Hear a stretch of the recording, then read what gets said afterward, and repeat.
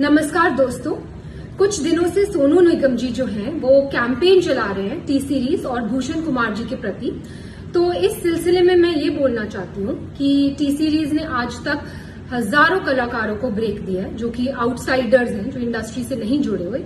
उसमें music directors हैं, singers हैं, लिरिसिस्ट हैं, एक्टर्स हैं, डायरेक्टर्स हैं। मैंने खुद अपनी डायरेक्टेड फिल्म यारियां में 10 न्यू कमर्स को चांस दिया। उसमें से 4 लोग, नेहा कक्कड़, रकुलप्रीत सिंह, हिमांश कोहली और कंपोजर आर को आज बड़े हो चुके हैं। और सोनू निगम जी से मैं ये पूछना चाहूंगी कि वो बोल रहे हैं कि इंडस्ट्री में टैलेंट को सही दिशा नहीं मिलती। तो सोनू जी, आप तो लेजेंड है, आप तो बहुत बड़े कलाकार है। आपने आज तक कितने लोगों को चांस दिया है? आप तो बहुत बड़े लेजेंड है, आप तो कहीं से भी लोग, आपके पास तो कितने लोग आते होंगे कि सोनू जी हमारी मदद कर दीजिए, मेरे बेटे की मदद कर दीजिए, मेरी बच्ची की मदद कर दीजिए, हमें मिलवा दीजिए टी सीरीज में, हमें चांस दिलवा दीजिए। आप तो आज तक टी सीरीज में नहीं आए कि इसको चांस दे दो, इसको मैं, ये बहुत बड़ा टैलेंट है, इसको आप चांस दीजिए। आपने तो कभी किसी को चांस दिलवाने की बात नहीं की। आपने ना ही कोई टैलेंट आज तक इंडस्ट्री में इंट्रोड्यूस किया। तो एक बात मैं आपको बता दूं सोनू निगम जी कि सोशल मीडिया पे कैमरे के पीछे छुप के बोलना बहुत आसान है, पर आपने खुद ग्राउंड लेवल पे कितने टैलेंट को आगे बढ़ाया? किसी को भी नहीं। अपने सिवा, अपने आप को छोड़ के आपने किसी भी टैलेंट को इंडस्ट्री में चांस नहीं दिया। और आज आप हम पर ब्लेम कर रहे हैं कि हम लोगों को चांस नहीं देते, जबकि 97% लोग जो कि टी सीरीज में काम कर रहे हैं आज की डेट में, आप देख लीजिए, वो आउटसाइडर्स है, वो इंडस्ट्री किड्स नहीं है, उनका इंडस्ट्री से कोई भी लेना देना नहीं है। फिर भी हम उनको नए टैलेंट को ढूंढ रहे हैं और उनको चांस दे रहे हैं। दूसरी बात जो आपने बोली अपने वीडियो में, वो आपने ये बोली कि भूषण जी आपके पास आए और उन्होंने आपसे कहा कि भाई प्लीज मुझे बाला साहब ठाकरे से मिलवा दीजिए, प्लीज मुझे स्मिता ठाकरे से मिलवा दीजिए, प्लीज मुझे सहारा श्री से मिलवा दीजिए। मैं आप सबको ये बताना चाहती हूँ कि सोनू निगम जी खुद 5 रुपए में दिल्ली की रामलीला में गाना गाते थे। वहां से इनको स्पॉट किया गुलशन कुमार जी ने। उन्होंने इनका टैलेंट पहचाना, इनको टिकट्स दी फ्लाइट की, इनको बॉम्बे बुलाया और इनसे कहा गया कि बेटा मैं तुझे बहुत बड़ा कलाकार बनाऊंगा। आप बताइए सोनू निगम जी, आपसे ये बात कही गई कि नहीं कही गई कि आपको बहुत बड़ा कलाकार बनाएंगे? कही गई। और गुलशन जी ने आपकी इतनी एल्बम्स की, इतनी फिल्म्स की, आपको इतना इतना इतना ऊंचे मुकाम पे पहुंचाया। पर आपने क्या किया ये मैं अभी बताती हूँ। उससे पहले मैं अपने कुक शेरू को बुलाना चाहूंगी। ये शेरू है और ये शेरू मैं तुमसे पूछना चाहती हूँ कि तुम कहाँ से हो? हाँ जी, आज ही मैं मधुबनी बिहार से हूँ। और तुम कितने साल से टी सीरीज में हो? मैं 1988 से मैं टी सीरीज में हूँ जी। तो तुम मुझे क्या बता रहे थे सोनू निगम जी को? सोनू निगम जी के बारे में मुझे मालूम है बेटा। मैं जब आप लोग नहीं थे तभी गुलशन जी ने इनको दिल्ली से बम्बई लाए थे। मैं गुलशन जी के साथ ही उस टाइम में था, गुलशन जी भी नहीं थे उस टाइम में। मैं गुलशन जी के साथ, मैं और वो लोग बम्बई में रहते थे। सोनू निगम जी आए थे, उनके पास वो ऐसे छोटी स्कूटी होती है ना, उस भी आते थे। हमने हमारे ऑफिस में वो रिसेप्शन बैठे रहते, कितना भी साहब आते थे तो उनसे मतलब मुलाकात करने, कभी कोहली जी से, कभी मुकेश वगैरह, उनसे बातें कर रहते थे। घंटों घंटों लाइन में बैठे, मतलब वो उनसे बातें करना। फिर धीरे धीरे साहब आते, फिर साहब ने उनको बोला था कि मैं मतलब काम कराना है उनके साथ। काम कुछ बहुत दिन के बाद साहब ने भी 2-4 महीने के बाद साहब ने उसको भी आगे काम दिया। बहुत सारे एल्बम बनाए, बहुत फिर फिल्मों में चांस दिया, बेवफा सनम वगैरह बहुत हिट हुए उस टाइम में।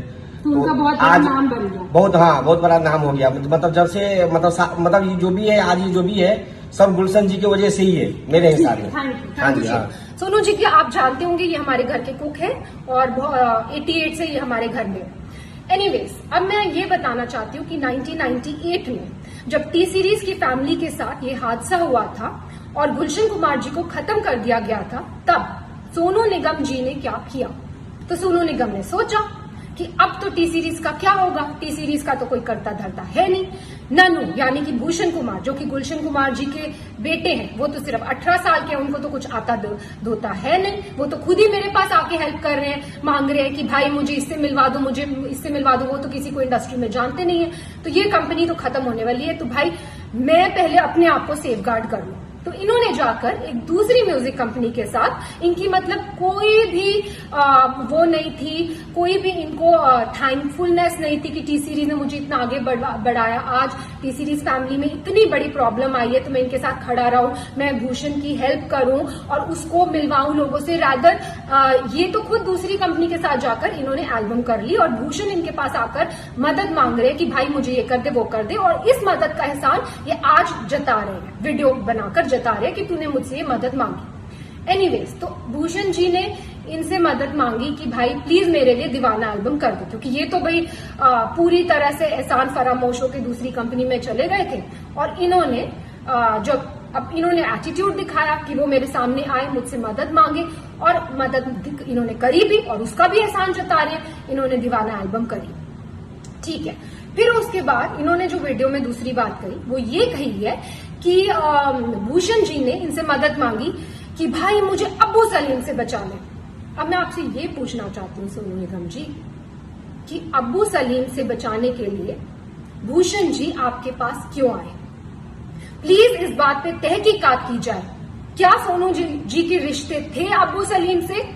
डेफिनेटली थे, तभी तो वो उनके पास मदद मांगने आए, और इन्होंने खुद अपने वीडियो में बोला है कि वो उनके पास मदद मांगने आए।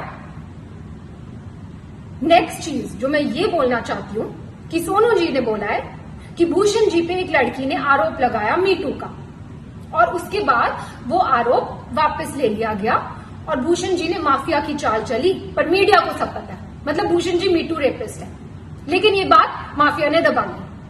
अब मैं आपको ये बताना चाहती हूँ सोनू जी कि मीटू एक बहुत ही अच्छी मूवमेंट थी जो स्टार्ट की गई इसलिए ताकि सोसाइटी में जो ऐसे लोग हैं, जो बुरे लोग हैं, उनका सफाया हो सके। पर इस मूवमेंट का बहुत सारे ऐसे लोगों ने फायदा उठाया, पैसे ऐंठने के लिए, ब्लैकमेल करने के लिए, किसी को किसी से वेंजेंस है तो किसी लड़की के कंधे पे बंदूक रख के चलाने के लिए, और ऐसे ही हमें बहुत सारी ब्लैकमेलिंग कॉल्स आई मीटू के टाइम पर। उस टाइम पर हमने सिर्फ पुलिस की सपोर्ट ली, पुलिस की हेल्प ली, और पुलिस ने तहकीकात की और पुलिस ने ये क्लियर कर दिया कि ये तो सीधा सीधा ब्लैकमेलिंग का केस है। और पुलिस ने हमने पूछा कि क्या आपको कुछ करना है, कुछ मानहानि का दावा करना है या कुछ करना है? हमने डिसाइड किया कि नहीं, हम मीडिया तक में भी ये बात आउट नहीं करेंगे कि क्या हुआ है हमारे साथ। क्यों? क्योंकि हम खुद किसी लड़की को डाउन क्यों करें, हम किसी लड़की को क्यों उसको इस तरह भरे बाजार में उसकी इज्जत उतारें। लेकिन उसका ऐसे बहुत सारे केसेस आए हमारे पास, और उसका फायदा आप जैसे लोग उठाते। और कई लड़कियों ने एडमिट भी किया कि कई लोगों ने जो सच्चे दुश्मन है इंडस्ट्री में, उन्होंने वो पीछे थे इस मिली भगत के, लेकिन देखिए आप आज भी इसका फायदा उठा रहे। मैं पूछना चाहती हूँ सोनू निगम जी, क्या है मीटू मूवमेंट? मैं लगा दूं आप पे मीटू, तो मैं लगा दूं आप पे मीटू, बोल दूं आप मीटू रेपिस्ट है, हो जाएंगे आप मीटू रेपिस्ट। तो प्लीज सोच समझ के वीडियो बनाया कीजिए, क्योंकि आपने धमकाया वीडियो में कि आप उस लड़की का वीडियो आउट कर देंगे। बेशक कीजिए, पर नेक्स्ट टाइम कोई भी वीडियो आउट करना हो, याद रखिए प्रूफ के साथ कीजिए। बिना प्रूफ के मीटू मूवमेंट का कोई मतलब ही नहीं है।